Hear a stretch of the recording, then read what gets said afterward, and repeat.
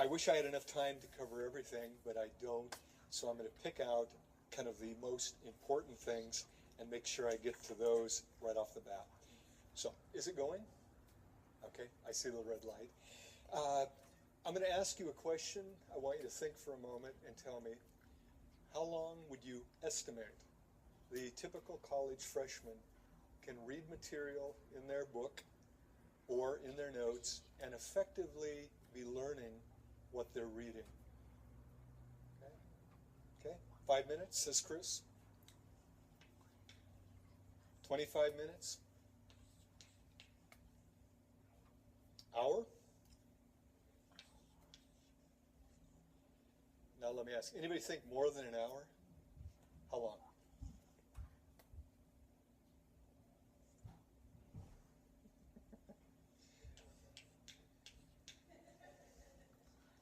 By the way, I had a guy, last time I did this, he said, oh, I can do it about 6 hours. I said, well, then I found out he is a medical resident, just finished medical school. His wife was in my class, and indeed, my daughter's fourth year med.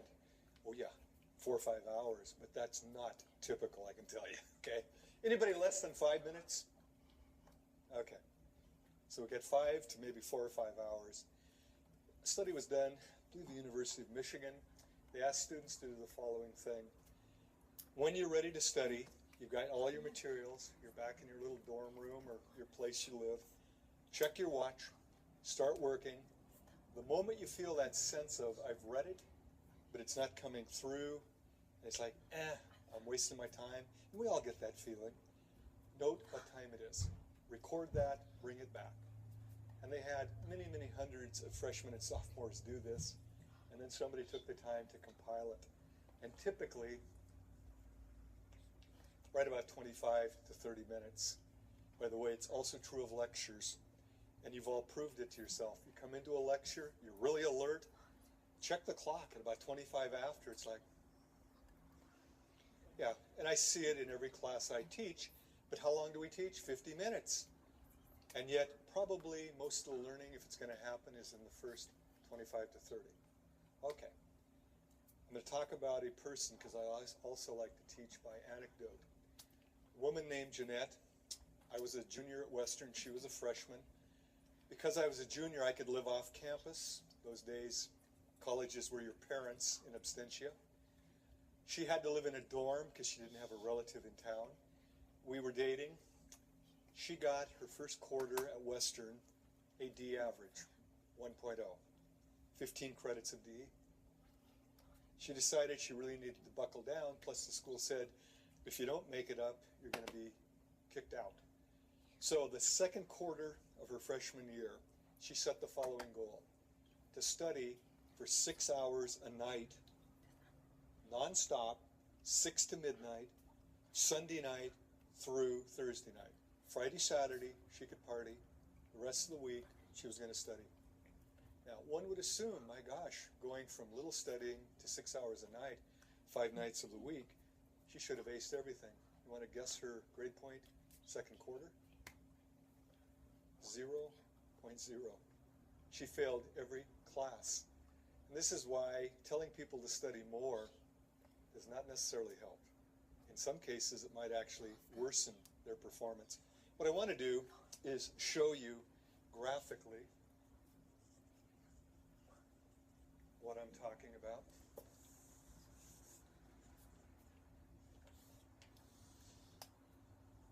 Let's say this is efficient studying, and I know there are no numbers there, but higher means more efficient, lower means low or no efficiency. And this axis, we're looking at time. Here's what happens for the average student. For her, 6 o'clock in the evening, after her supper at the residency dining hall, she plopped herself down at her little study area and started studying. But here's what happened. By about 6:30, she was in a major slump. But what was her goal? To study 6 hours. So she continued to sit at her little desk and stare at pages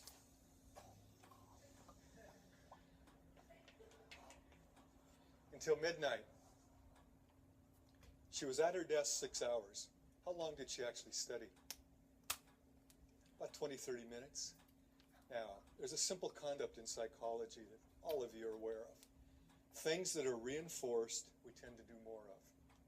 Things that are punished or ignored, we tend to do less of.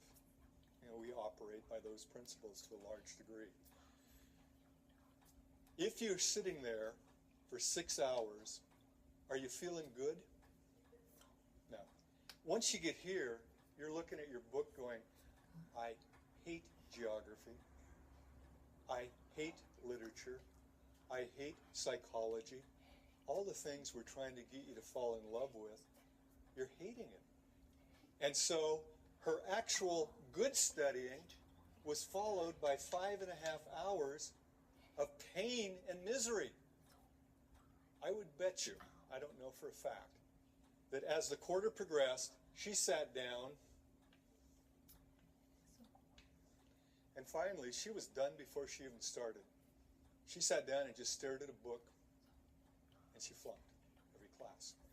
Now, had she taken this little seminar or figured things out on her own, she'd know what to do. First rule, the moment you start to slide, you're shoveling against the tide. What you need to do is what? Take a break. And here's what's cool about it. You can study for a half hour. It doesn't take a half-hour break to recharge your batteries. For most people, about 5 minutes. And this is where you go away, do something fun for 5 minutes. Call a friend, talk to a child, talk to a parent, a roommate. Enjoy some music. Do something you enjoy and actually say, this is my treat for having studied for 30 minutes effectively. Go back, and here's what happens. Your efficiency is nearly 100%. Study a half hour, take a break. Study a half hour, study a half hour. Now, had she done that over a course of 6 hours, she would have got about 5.5 hours of serious studying and about a half hour of total break time. I really don't believe she would have flunked out. Now, I get students complaining, I don't have enough time to study. Look for a break at work. Look for a break at home. Those little 15, 20 minutes can be very efficient if you apply them efficiently. Unfortunately, sometimes it's really tough to get those moments. But you need to build them in somehow. You've got to have at least some time to study. It's not going to happen through osmosis. Now, I'm going to ask you a final question. Let's say you've studied till midnight. What do you want to do after your last study 20, 30 minutes? No, not yet. You want to give yourself a big treat, okay? Whenever your studying time is done, plan something special. Now, for most women, especially with kids, it's a Calgon bath with candles and the bathroom door locked, and the statement, if you bother me, I will take your head off. This is where guys go, what? Yeah, moms have no privacy. Kids walk in while you're using the toilet, while you're in the tub. They'll bring their friends with them, won't they? Dads don't put up with that. When dads are in the bathroom, it's lock the door, tough luck, go elsewhere. For you guys, I'll give you mine. This is politically incorrect. I liked beer, okay? My goal was to knock out all my studying, go to the Iron Bull Tavern in Bellingham, knock down a couple beers for my treat. Now my buddies, they'd say, Lobdell, how are you getting straight A's? Well, I'd studied starting about 3 in the afternoon. By 9 o'clock at night, when pictures went on cheap, I'd done all my studying. I went in and enjoyed my beer. These yahoos started drinking in the afternoon, then went to the tavern, planning to go home and study. You know that's not going to happen, okay? You're not going to study, and even if you do what's called state-dependent memory, you'll typically only remember if you're intoxicated. And I don't recommend getting drunk before a test. It's kind of a stupid thing. If you plan your day right, you can have those little study breaks, but the coolest part is this. Because you're now reinforcing it with those little breaks and something fun, you extend it. And you'll find you can go 30, 40, 50, an hour and a half. And this is training.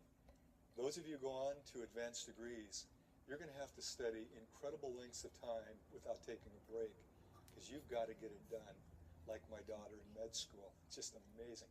I've told her I couldn't do it now, or actually I wouldn't do it. You're training yourself, and if you do it right, it becomes progressively easier. Okay, next question.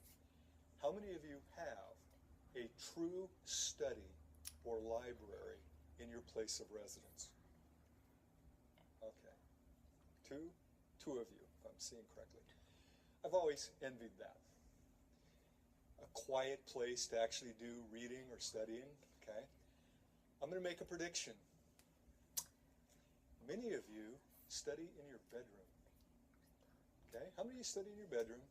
Well, raise high so everybody can see. That's where I studied a lot, especially when I did go to community college.